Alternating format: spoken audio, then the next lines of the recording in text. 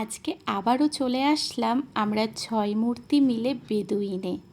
আজকের আশাটা কিন্তু অদিতির তরফ থেকে, মানে আজকের আয়োজনটা কিন্তু অদিতির তরফ থেকে।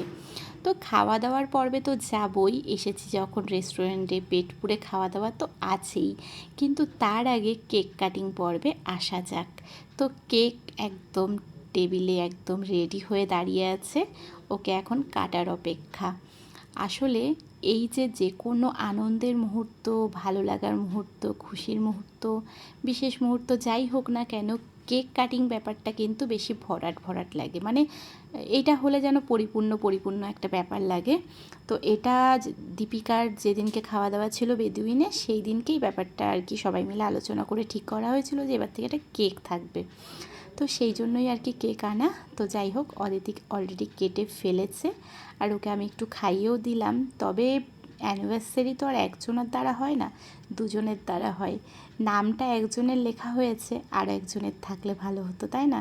অর্থাৎ অদিতির বরের নামটাও পাশে থাকলে বেশ ভালো হতো। তো যাই হোক, কেকটা ছোট্টর উপর কিন্তু খুব কিউট ছিল, আর খেতে তো কোনো কথাই হবে না। মিয়ামরের প্রত্যেকটা জিনিস, প্রত্যেকটা খাবারই খুব ভালো হয়। আর এইবার হচ্ছে গিফট দেওয়ার পালা। তবে এর ভেতরে কী আছে সেটা না হয় পরেই দেখানো যাক, আগে আমরা একটু ছবি ভিডিও তুলে নিই।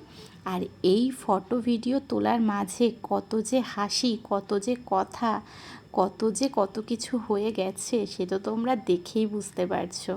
হ্যাঁ, এই পোজে সেই পোজে, এটা হয়নি, আবার তোলো, মানে এই চলছিল। তারই মাঝে তো একবার অদিতি ধাপ করে বসেই পড়লো, আর ওর ভাল লাগছিল না ক্যামেরার দিকে তাকিয়ে থাকতে। তারপর আবার ওকে টেনে টুনে ওঠানো হলো, উঠে আবারও দাঁড়ালো। ওর বেচারা শান্তি নেই, আমরা কি আর ছাড়ি ওকে এত সহজে? তো যাই হোক, হয়ে গেল কমপ্লিট কেক কাটিং পর্ব, গিফট পর্ব, সব কিছু হয়ে গেল কমপ্লিট। এইবার সবাই আমরা বসে পড়লাম, আর এইদিকে অদিতি কিন্তু গিফটটা খুলেও পেরেছে। এটা ছিল একটা বেড কভার। তারপরে এখন খাওয়া দাওয়ার পর্বে আমরা এসে হাজির হয়েছি। এক খাবার শেষ হতে না হতেই আর এক খাবার এসে হাজির, সেই খাবার শেষ হতে না হতেই আরও এক খাবার এসে হাজির। আর এই সব কিছুর মাঝে এদের কথা ভুলেই গিয়েছিলাম। চলো, এদেরও একটু ক্যামেরা বন্দি করে নিলাম।